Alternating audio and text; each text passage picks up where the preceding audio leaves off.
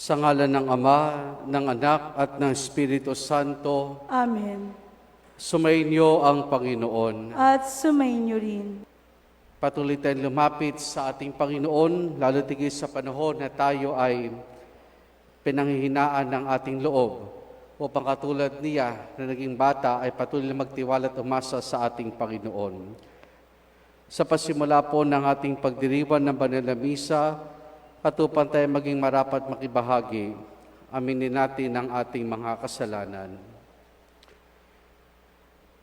Inaamin ko sa makapangyarihang Diyos at sa inyo mga kapatid, na lubha ako nagkasala sa isip, sa salita at sa gawa, at sa aking pagkukulang.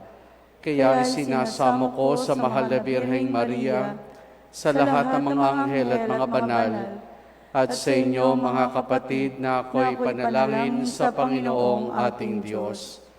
Kawan tayo na makapangyarihang Diyos, patawarin tayo sa ating mga kasalanan at patnubayan tayo hanggang sa buhay na walang hanggan. Amen. Amen.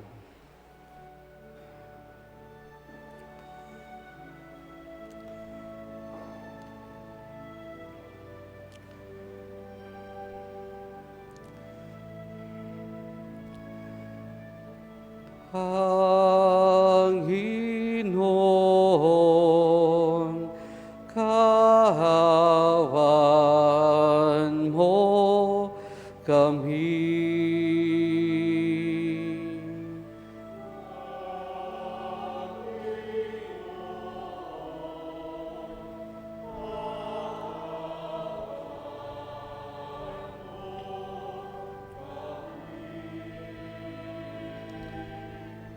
Kristo, kahawan mo kami.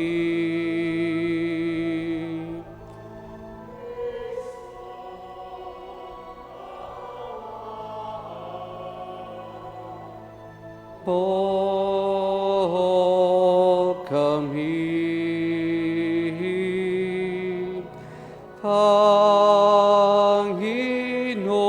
Panginoon, kahawan mo kami. Panginoon, kahawan mo kami. Manalangin tayo. Ama naming makapangyarihan, ipagkaloob mong ang pagsilang ng manunubo sa lagi naming sambahin at isaloob sa pagtataguyod ng talang maliwanag na sumisikat sa pamamagitan niya kasama ng Espiritu Santo magpa sa walang hanggan. Amen. Amen.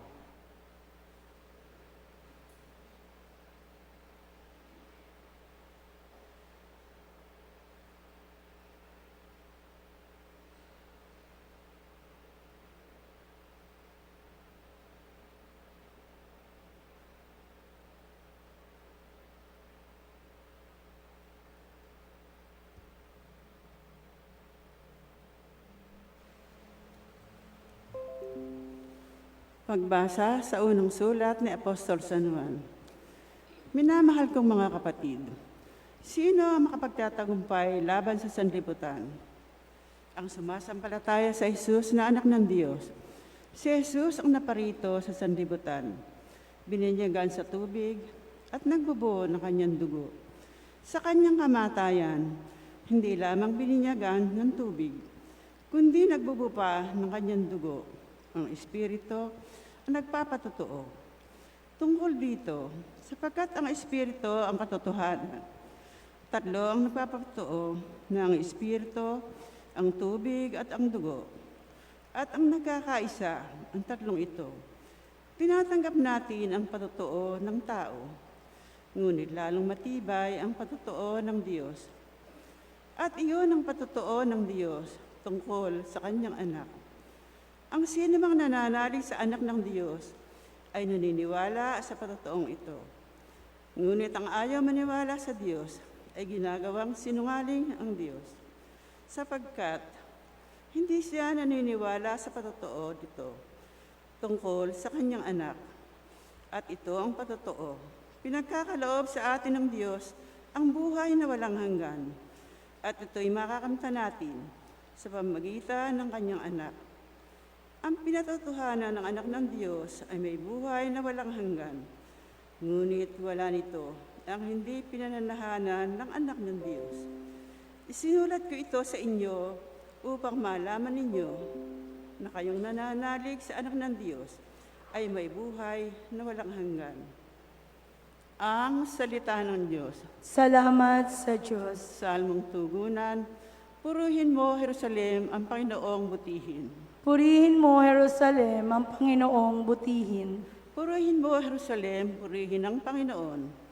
Purihin mo ang iyong Diyos, kayong mga taga-Siyon. Yaong mga pintuan mo ay siya ang nag-iingat. Ang lahat ng iyong lingkod ay siya ang nagbabasbas. Purihin mo, Jerusalem, ang Panginoong butihin. Ginagawang matahimik yaong mga hangganan mo, bibigyan kang kasiyahan sa kaloob niyang trigo. Kung siya ay nag-uutos, agad itong natutupad. Dumarating sa daigdig na hindi nagluluwat. Purihin mo, Jerusalem, ang Panginoong butihin. Kay Jacob niyang ibinigay ang balita at pabilin. Ang tuntunit mga aral, binibigay sa Israel. Ang ganitong karapatan ay wala ng ibang bansa, pagkat hindi nila matid ang utos na itinakda. Purihin ang Panginoon. Purihin mo, Jerusalem, ang Panginoong butihin.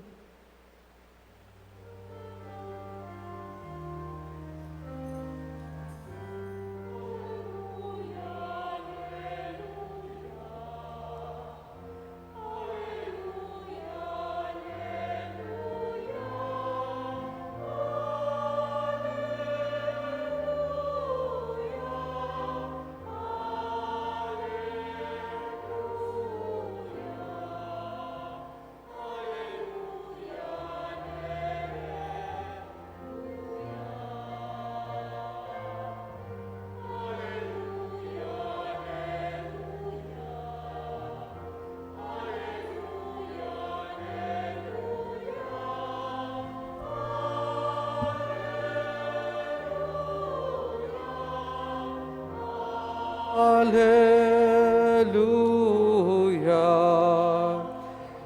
Hallelujah. Hallelujah.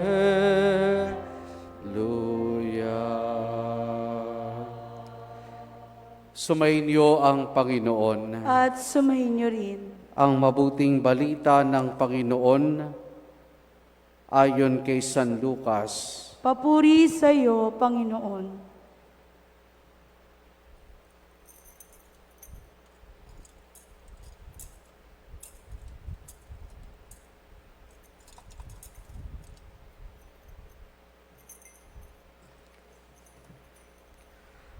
Noong si Jesus ay nasa isang bayan, isang lalaking ketongin lumapit sa kaniya.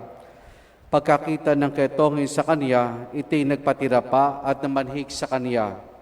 Ginoo, kung ibig po ninyo, ako inyong mapapagaling. Hinipo siya ni Jesus at ang sabi, ibig ko, gumaling ka. Pagdaki na wala ang kanyang ketong at pinagbilinan siya ni Jesus, huwag mong sasabihin ito kanino man. Sa halip ay pumunta ka sa saserdote at pasuri. Pagkatapos maghandog ka ng isang haing iniutos ni Moises bilang patotoo sa mga tao na magaling ka na. Ngunit lalo pang kumalat ang balita tungkol kay Jesus, kaya't dumagsa ang napakaraming tao upang makinig at magpagamot sa kaniya. At si Jesus ay lagi nagpupunta sa ilang na puok at nananalangin. Ang mabuting balita ng Panginoon. Pinupuri ka namin, Panginoong Hesukristo. Nung kapanahonan ng Panginoon, ito naman ay ang may sakit na ketong. Kumbaga, kapag isang tao ay may ketong, outcast ka. Kapag isang tao ay may ketong, ang turing sa iyo'y patay na. ika nga ay dead man walking. Kapag isang tao ay may ketong, ang nasa isip kagad ng tao ay pinarusahan siya ng Diyos. At dahil may ketong siya, hindi siya pwedeng lapitan ninuman at hindi rin siya pwedeng lumapit kanino man. Dahil sa paniniwala ng Hudyo, kapag pag sila ay nahipuan o nakahipo o napalapit sa taong may ketong, contaminated na din sila. At kinakailangan nilang sumailalim sa ritual ng paglilinis na sinasabi at isinasaad sa kautusan ni Moises. Yon ang buhay ng santaong may ketong nung kapanahonan ng ating Panginoon. Pero ngayon, iba ang ating nakita. Sa patuloy pong nating pagninilay ngayong huling linggo sa panahon ng Kapaskuhan ng ating simbahan, sa patuloy na paghahayag ni Jesus ng kanyang sarili, kaugnay ng kapisan Epifania, muli ay ating natunghayan sa Ebanghelyo kung paano inihayag ni Jesus ang kanyang sarili. At anong kanyang pagkapahayag ng kanyang sarili, ano yung pagbubulgar ng kanyang sarili, ano yung pagkapakitang ginawa ng Panginoon tungkol sa kanyang sarili. He sided with the man with leprosy. Kinatigan niya, naging kakampi siya ng taong may ketong. Kung sang ketong ay iniiwasan parati, si Jesus hindi. Bagkus hindi lang siya lumapit, anong ginawa niya? Hinipon niya ang taong may ketong. At doon sinabi na, ibig ko ay gumaling ka. Ibig ko ay gumaling ka. He sided with the man with leprosy. At isang magandang paalaala sa bawat isa sa atin, na naman ang katatayuan natin sa ating buhay, ganaman tayo makasalanan, ganaman tayo katagal na nawalay sa Diyos dala ng ating pagtalikod sa Kanya, pagtanggi sa Kanya pagmamahal, parati tayong lalapitan ng Panginoon. Parati niyang hahawakan, hindi ang ating katawan, kundi ang puso ng bawat sa atin, upang sa gayon ipadama at ipakita sa atin na mahal tayo ng Diyos at kaya niya tayong patawarin, kaya niya tayong pagalingin sa anumang uri ng karamdaman na meron ang bawat isa sa atin. Patuloy natin silang ipanalangin. Patuloy nating alalahanin sila sa ating mga misa dito sa parokya o sa mga personal na mga panalangin ng bawat sa atin, upang sa gayon sila magkaroon ng katatagan ng kalooban, upang sa gayon sila patuloy na magtiwala sa ating Panginoon. Mga kapatid, sa paghahayag ni Jesus ng kanyang sarili sa buong sangkatauhan, ngayon inihayag niya ang kanyang sarili na si Jesus ay kakampi, kapanalig, na nasa side, lalo tigit ng mga tinuturing ng panong iyon na outcast ng kanilang lipunan. Dawa tayo bilang mga Kristiyano, ipadama natin sa mga tao na maaaring na nagiging outcast sa ating paningin dahil ng kanilang katayuan o karamdaman o kung ano pa mang mga dahilan. Ipadama natin sa kanila na sila'y kabilang sa ating pamayanan, na sila'y kabilang sa ating parokya, na sila ay kapwa-tao natin. Amen.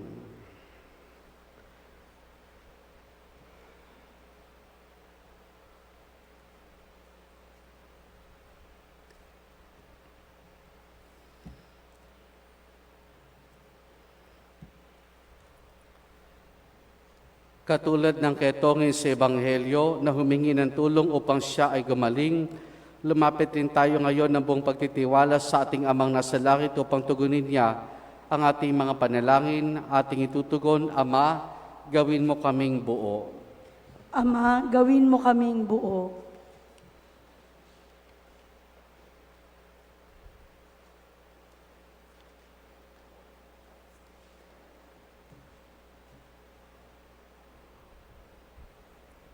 Ang simbahan naway hindi tumalikod sa kanyang tungkuling kumalinga sa mga itinakwil ng lipunan.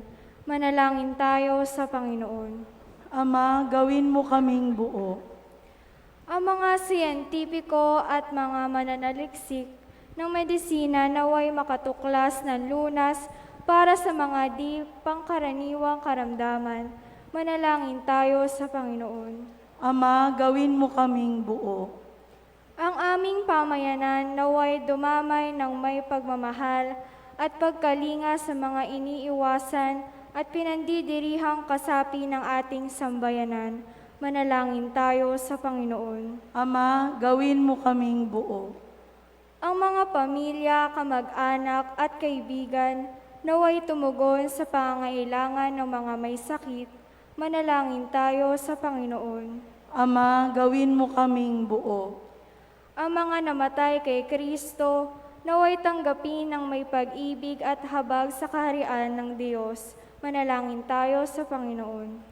Ama, gawin mo kaming buo. Ama naming makapangyarihan, tulungan mo kaming tularan ng iyong halimbawa sa pamamagitan ng pagdamay sa mga taong hindi namin pinapansin. Dagdagan mo ang aming pananampalataya at tanggapin ang aming mga panalangin sa pamamagitan ni Jesus na aming Panginoon. Amen.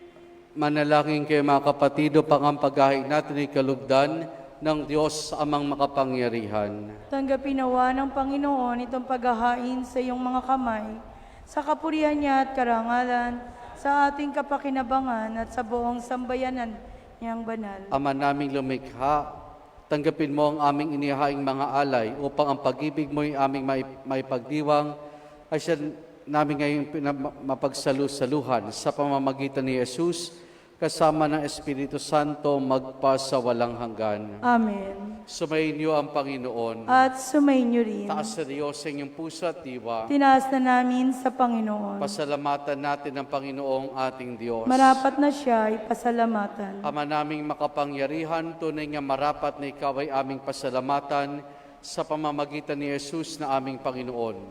Sa katauhan ng iyong sinugong Mesiyas, nahayag sa amin ang katuparan ng iyong balak. Ngayon pinakikita sa tanan ang liwanag na tumatanglaw sa sangkatauhan. Sa pagkapayag ng anak mong ginigiliw na siya hindi na iba sa amin, minarapat mo sa pagkataon namin magningning ang kariktan ng kadakilaan niyang di magmamaliw. Kaya kaisa namang anghel, pagsisiawit ang papuri sa ng walang humpay sa kalangitan, kami nagbubunyi sa iyong kadakilaan.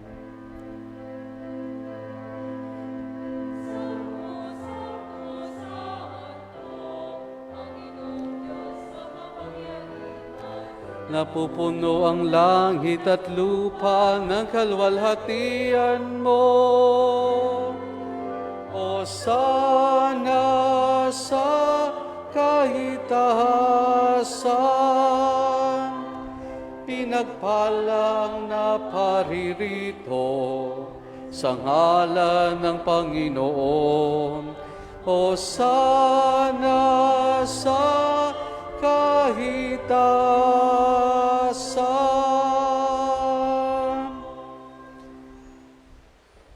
Ama naming banal, ikaw ang bukal ng tanang kabanalan. Kaya sa pamamagitan ng Espiritu, gawin mong banal ang mga kaloob na ito upang para sa amin maging katawan at dugo ng aming Panginoong Hesukristo. Bago niya pinagtiis ang kusang loob na maging handog, hinawakan niya ang tinapay, pinasalamatan kaniya, pinaghati-hati na yon. Iniabot sa kanya malagad at sinabi, tanggapin ninyong lahat ito at kanin itong aking katawan na ihahandog para sa inyo.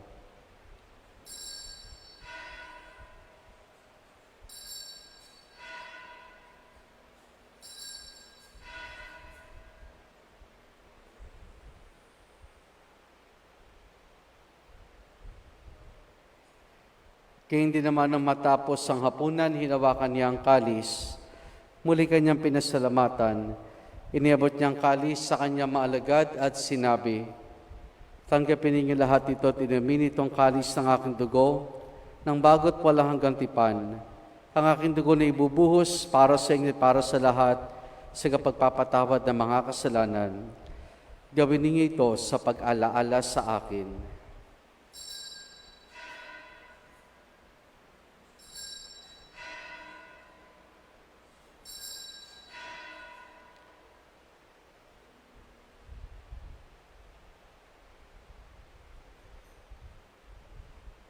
Ang misteryo ng ating pananampalataya. Aming ipinahayag na namatay ang iyong anak, nabuhay bilang Mesiyas at magbabalik sa wakas para hayag sa lahat. Ama, ginagawa namin ngayon ang pag-alaala sa pagkamatay at muling pagkabuhay ng iyong anak. Kaya tiniyalay namin sa iyo ang tinapay na nagbibigay buhay at ang kalis na kakaloob ng kaligtasan. Kami nagpapasalamat dahil kami minarapat at tumayo sa harap mo para maglingkod sa iyo. Isinasamo namin kaming magsasalo-salo sa katawan at dugo ni Kristo ay mabuklod sa pagkakaisa sa pamamagitan ng Espiritu Santo. Ama, dingapin mo ang simbahan laganap sa buong daigdig. Puspusin mo kami sa pag-ibig kay San Francisco naming Papa at ni Dennis sa aming obispo at ng Tanang Kaparian.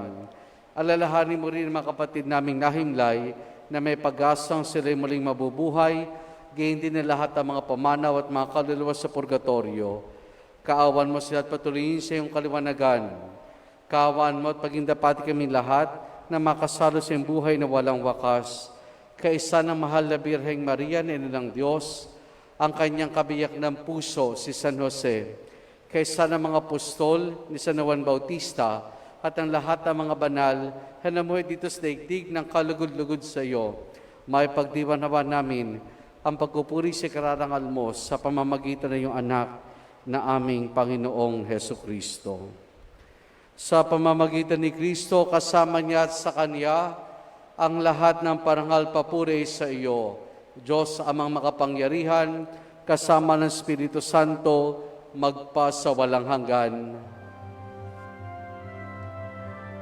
Amen. Amen. Amen. Amen.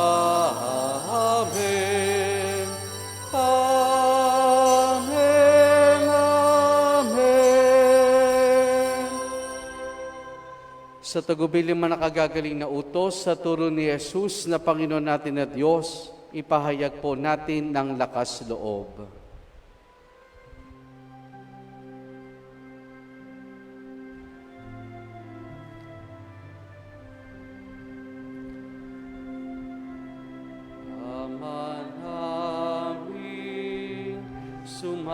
nasa langit ka, sambahin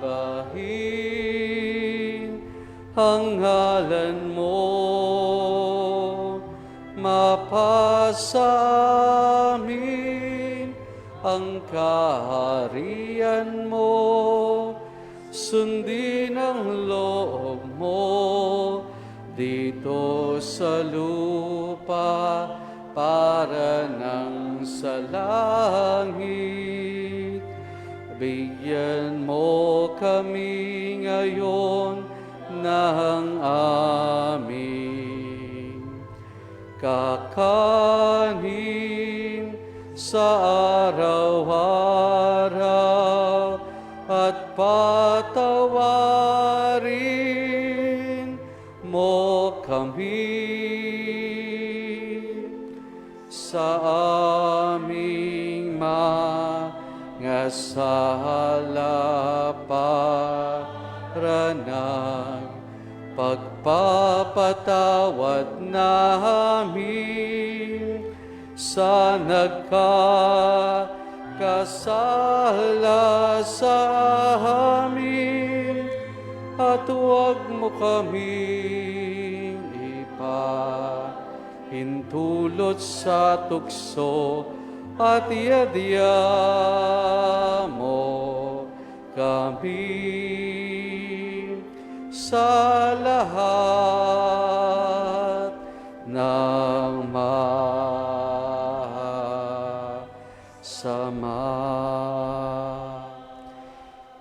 Hinihiling namin kay Maria sa lahat ng masama, pagkalooban ng kapayapaan araw-araw, iligtas sa kasalanan, at ilayo sa lahat ng kapahamakan, samantalang aming masayang pinananabikan ang dakilang araw ng pagpapahayag ng tagapagligtas naming si Jesucristo. Sapagkat iyo ang kaharian at ang kapangyarihan at ang kapurihan magpakailanman. Amen.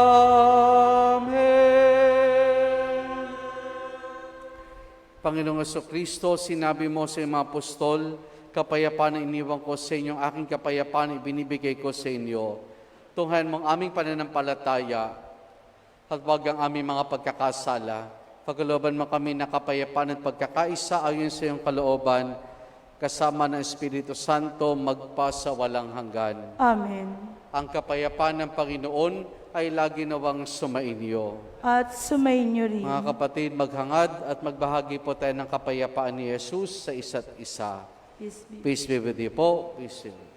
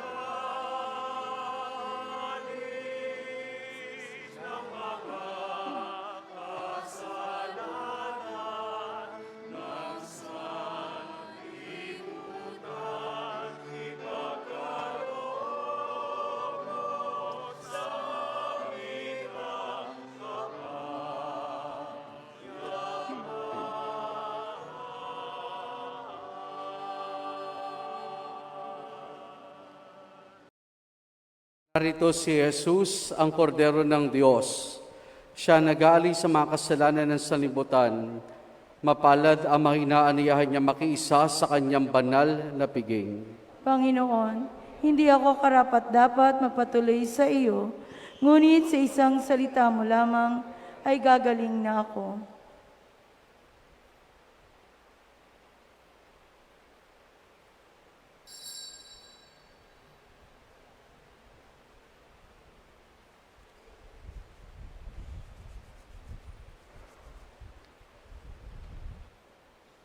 Espiritual na pagtanggap ng komunyon. Panginoong Jesus, ako'y naniniwala na ikaw ay nasa kabanal-banalang sakramento.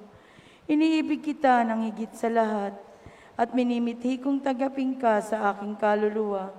Sapagkat sa mga sandaling ito, hindi kita matatanggap sa sakramento. Tumuloy ka sa Espiritu sa aking puso. Niyayakap kita na para bang narito ka na at ninalay ko ng buong buo ang aking sarili sa iyo. Huwag mo pong hayaang mawalay ako sa iyo. Amen.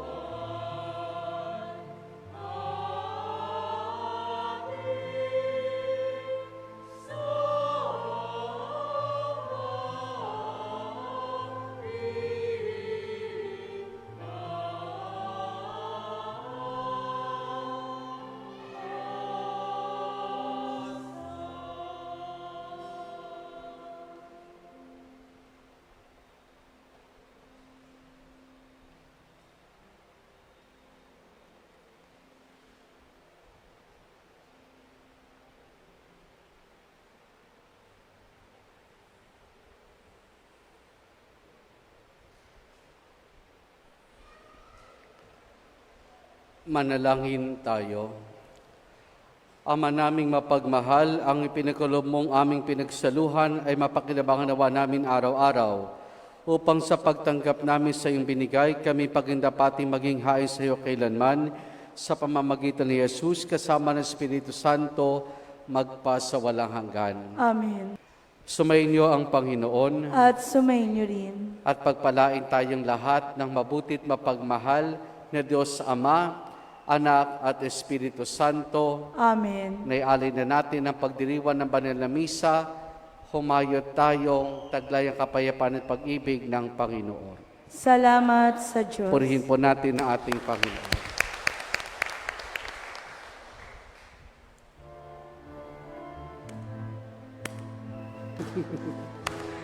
Ang Pasko ay sumapit,